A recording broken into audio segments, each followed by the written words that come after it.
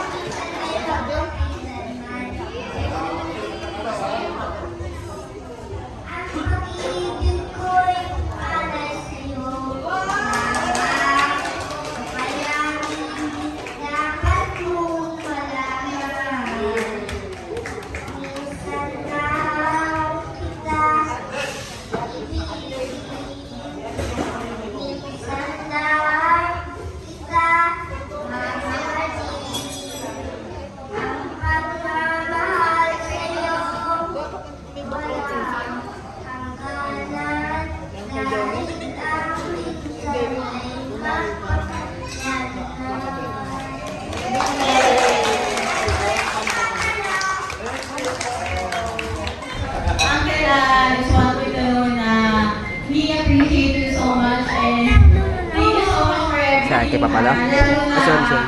Para sa akin, hindi ko ito yung second tatay namin since si Papa naman lagi nandiyan sa yan kasama lagi. So, thank you and looking back to childhood memories, hindi ko makalimutan ang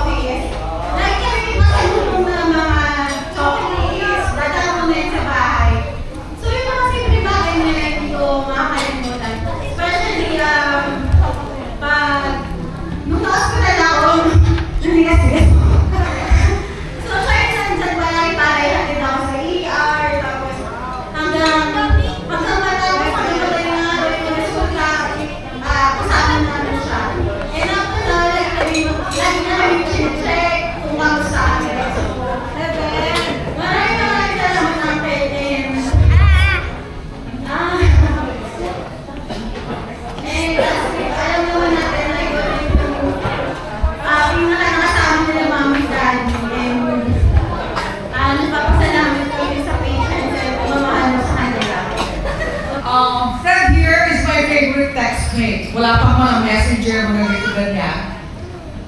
Kami talagang close na talagang nag-text. We always keep in touch. Pero lately, nag-iba na siya ng field ata.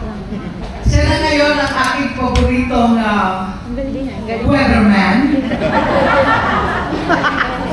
Kasama din ang mga state ng ating mga volcanoes at mga natural calamities, mga bagyo. At ang paborito ko na yung newscaster, Mr. Fred. I think you'll do a good job after your retirement to be a very good newscaster sa ABS. I want to ABS again. Sa GMA or whatever channel you have to. Kuya Fred, happy birthday. Thank you. I came all the way from Jersey City just to be on time for your birthday. I know. And from MNT Bank, from Jerome. Pero anyway, Kuya, I know I will be working with you sooner in Jersey City. And I'm so excited. But for now, enjoy your night. My gift. And happy birthday, happy retirement. Thank you. I wish you good health, happiness, and wholeness. Hindi ko malilimutan si Fred kasi nung high school kami, meron akong team tinitindang mga pangregalo, pang-Christmas. Pumupunta pa sila sa bahay para bumili ng mga paninda ko. Naalala ko yung sobrang ang babae talaga ng mga kasama ko high school. And then ngayon, magkakasama pa rin kami. Alam namin may relasyon ka na sa Panginoon. At gusto pa namin na tumanin pa yun.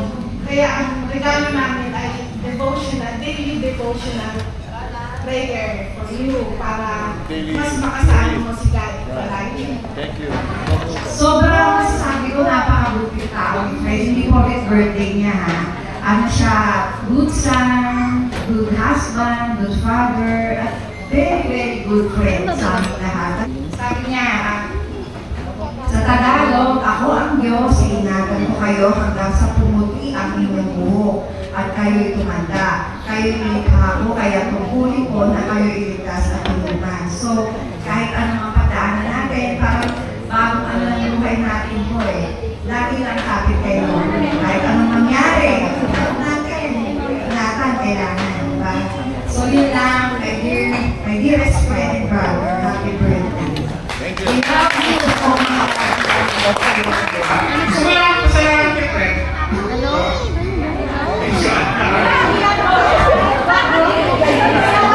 Mga under lang. Kasi nandun siya, na-confine ako sa Chinese. Siya ang nagkay sa akin. Kaya, thank you! Thank you!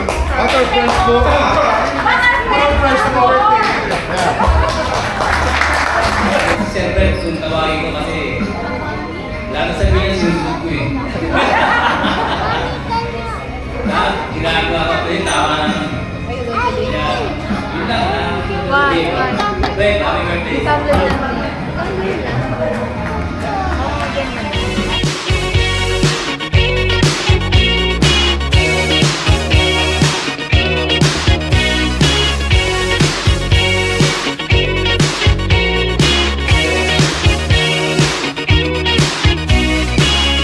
Come home in the morning like my mother says. When you gonna live your life right? Oh, mama dear, we're not the fortunate ones. And girls, they wanna have fun. Oh, girls just wanna have fun. Para sa hindi nakakaalam si Uncle, kwento ko lang kung paano siya sa akin. So si Uncle, siya yung leader ng Masangking. Then si Uncle, siya yung event organizer kung may mga ganap kami.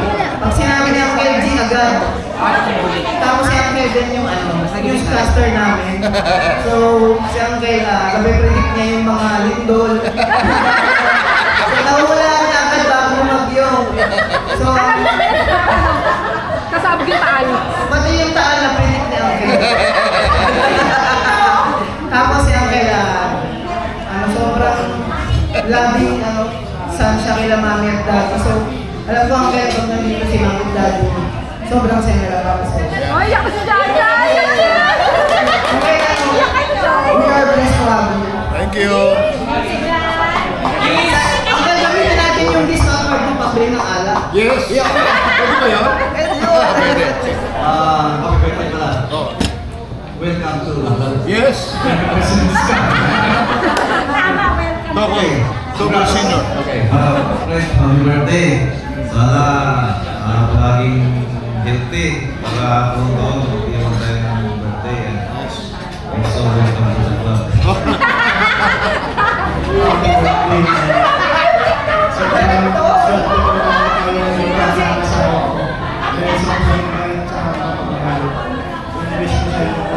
Thank you. Happy birthday pa. Happy birthday sa Happy atin. birthday to you. So, may God bless you always with unending happiness. So, yun lang po. So, gusto ko lang i-share kung ano ibig sabihin ng Fred. Ha? Hindi ako prepare. May acronym ha? Yes.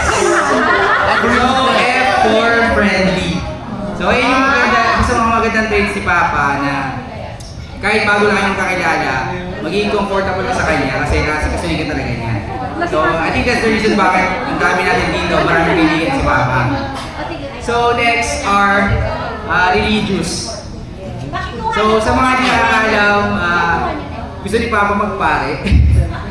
Pero buti na hindi natuloy. Kasi wala si Joy. Sayang ang magandang lahi. Pero kidding aside, every Sunday, lagi siya ni Papa ko, nakapagsimba na ba kayo?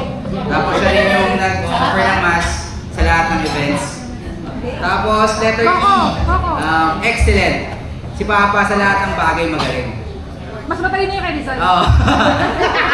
So, mapa-work, mapa-school. Alam namin si school kasi yung mga professors niya, naging professors din namin. Kilala siya as matalino doon sa school namin. So, kahit anong aspect ng life si Papa, excellent, magaling. And lastly, dependable.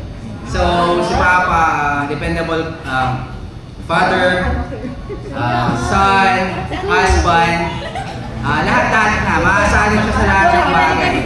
So, bibigay niya yung best para provide sa atin. He's a great provider. And wish you to of course, good health. Love you, Pa. Thank you for having me.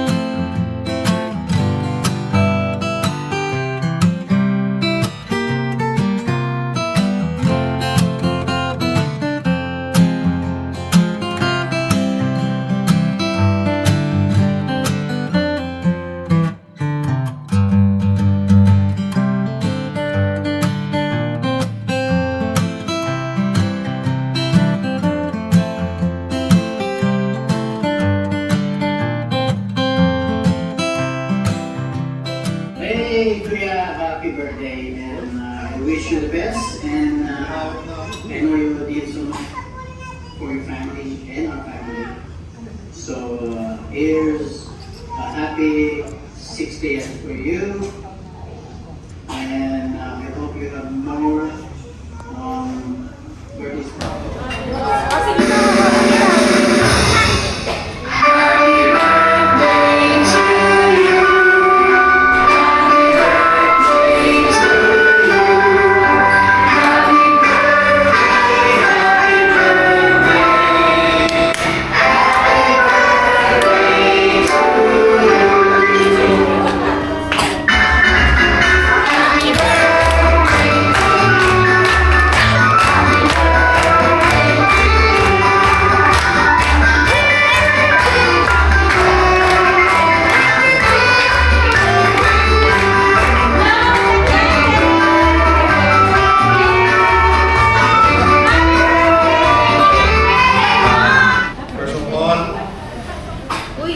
God be the glory. Inaabot natin itong 6 na dekada, which is the 60th birthday. So I was blessed dahil